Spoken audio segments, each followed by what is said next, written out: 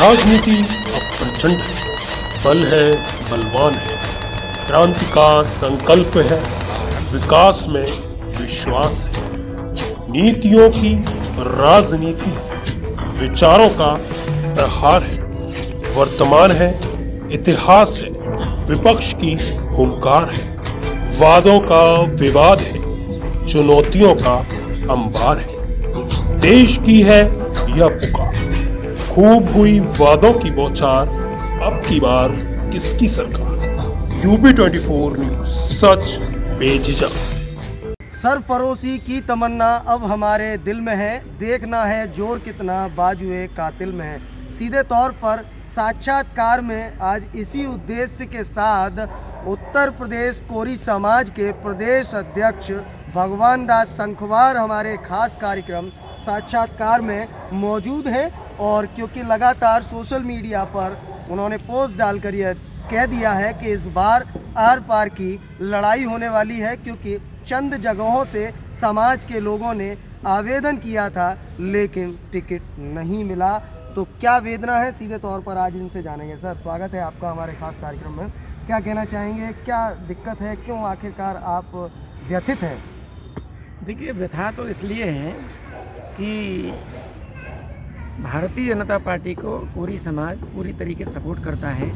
महामहिम राष्ट्रपति रामनाथ कोविंद जी जब हमारे सांसद थे, उसी समय से उनके पहले से ही हम लोग भारतीय जनता पार्टी की मूल कार्य पद्धति के अनुसार जुड़े थे। पंडित दीनदयाल उपाध्याय जी के सपना था कि व्यष्टि, समष्टि, सृष्टि और परमेष्टि के पर उत्तरदायी होंगे, शिक्षा, स्वतंत्रता, शांति और पुरुषार्थ के लिए काम करेंगे, धर्म, अर्थ, काम और मोक्ष के रास्ते पर चलेंगे। इस आधार पर भारतीय जनता पार्टी बनी थी। लेकिन वर्तमान में किसी भी कीमत पर सत्ता प्राप्त करनी है और हम सत्ता में आ गए हैं, तो इसका मतलब ये थोड़ी हम अपनी मूल कार्य पद्धति उससे हट जाएं, जो हमारी मूल नीति है उससे हट जाएं। आज कोरी समाज मतलब आप ये मानते हैं कि भारतीय जनता पार्टी के लोग सत्ता के मद में अंधे हो चुके हैं? अंधा तो शब्द मैं नहीं कहूँगा।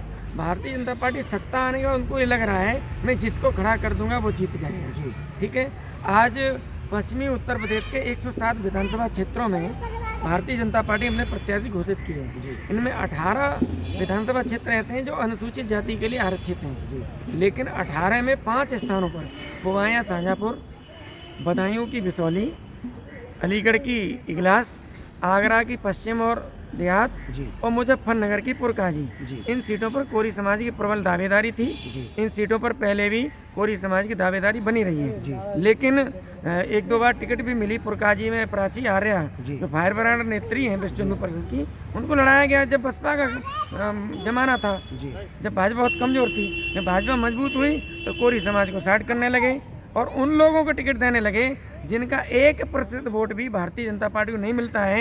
उनकी बूथों पर भाजपा के बस्ते नहीं लगते हैं। यदि बस्ता लगाने कोई जाए तो ईंट पत्थर मार के भगा देते हैं। मैं ज़्यादा कहता हूं तो अंबेडकर विद्यालय नगला करण सिंह की पोलिंग पर दखल के लोग, ब्राह्मण समाज के लोग कैलाश नगर के बस्ता लगाने आते थे तो बस्ता फेंक देते थे उनका उठा के। फिर उनको बस्ता कैलाश में लगाना होता था, छिपते छिपाते वोट डालने आते थे, उनका वोट नहीं डालने दिया जाता था। उन लोगों को आपने संघर्ष की कहानी कही लगातार, क्योंकि आप उस समय में कार्यकर्ता रहे हैं, जिले के महासचिव रहे हैं, पूर्व में प्रदेश के मंत्री भी रहे हैं, सदर विधायक मनीष असीजा जी के बेहद करीबी आप माने जाते हैं। तो फिर क्यों प्रदेश स्तर पर आपने इस अपनी वेदना को लिखित रूप में क्यों नहीं रखा? सोशल मीडिया पर आने की क्या जरूरत पड़ी भगवान दास संखवार को? देखिए, प्रदेश लेवल पर कोई सुनने वाला नहीं है। यहाँ एक कैडर बना हुआ है कि जिलाध्यक्ष ही वहाँ पर अपना विषय रखेगा। जो जिलाध्यक्ष प्रस्ताव लेके जाएगा उसी का महत्व है। टिकट वितरण है तो जिलाध्यक्ष से पूछा जाएगा, महानगर अध्यक्ष से पूछा जाएगा।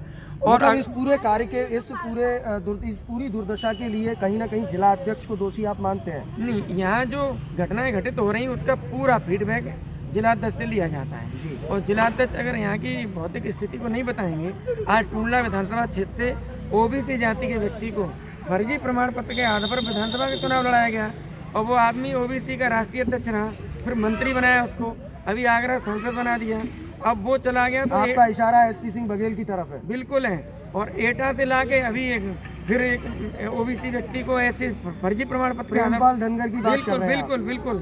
तो ऐसा करके अब कुछ लोग मझवार बन के निषाद समाज के लोग एससी का प्रमाण बनवा रहे जी। हैं, कुछ लोग केवट बन के एससी, फिर एससी कहाँ जाएगी मुझे ये बताओ। ओबीसी का 27 तीन बड़ी बातें अब तक कहीं सीधे तौर पर जिला अध्यक्ष दोषी है, वहीं लगातार जो अपेक्षा हो रही है वह क्यों हो रही है, क्योंकि जिस तरीके से इन्होंने बताया कि ओबीसी के व्यक्ति को टूंडला से फर्जी एससी बनाकर चुनाव लड़ाया गया, यानी कि भारतीय जनता पार्टी का एक वरिष्ठ नेता ऑन कैमरा इस बात को स्वीकार कर रहा है, क्योंकि पूर्व में भी तमाम आरोप लगे हैं। एसपी सिंह बघेल इस समय मंत्री हैं, आगरा से सांसद हैं, लेकिन टूंडला से विधायक लड़े थे, आप विधायक ही लड़े थे एससी का प्रमाण पत्र बनवाकर। सीधे तौर पर यह भारतीय जनता पार्टी के वरिष्ठ लीडर ऑन कैमरा इस बात को स्वीकार कर रहे हैं कि कहीं ना कहीं फर्जीवाड़ा हुआ है, और ऊपर बैठा सबसे बड़ी बात जो कही है कि ऊपर बैठा शीर्ष नेतृत्व नहीं सुनता है। तो भगवान दास जी, आपसे सवाल सीधा मेरा ये है कि क्या अगर इस स्थिति में आपको अगर अब भी नज़रअंदाज किया जाता है तो उसके बाद कोरी समाज का, क्योंकि आप प्रदेश अध्यक्ष हैं कोरी समाज के, तो क्या लगता है जो कोरियों का वोट बैंक है वो किधर मूव करेगा? नहीं, मैं तो पार्टी से ही मांग कर रहा हूँ, अगर ओबीसी को ऐसी सीटों पर फर्जी प्रमाण पत्र के आधार लड़ाना है तो कोरी समाज को ओबीसी में कर दो, तो हम कम लोग ओबीसी सीटों में लड़ें। अब वो ओबीसी का भी लाभ ले रहे हैं, एससी का भी लाभ ले रहे हैं, और जनरल पे भी वो लड़ जाते हैं।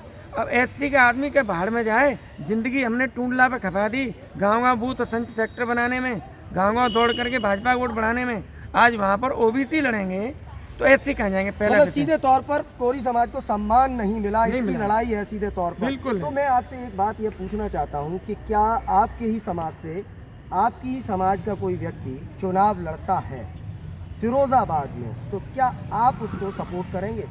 नहीं, समाज के व्यक्ति कोई लड़ता है तो ये देखा जाएगा वो समाज के पर समर्पित है या किसी दल विशेष के इशारे पे लड़ रहा है। निर्दलीय इंडिपेंडेंट अगर रामदास मानव, मैं नाम लेता हूँ, रामदास मानव श्रमिक नेता आपकी समाज से आते हैं, अगर वो चुनाव लड़ते हैं, क्या उनको भगवान दास संखवार का आशीर्वाद मिलेगा?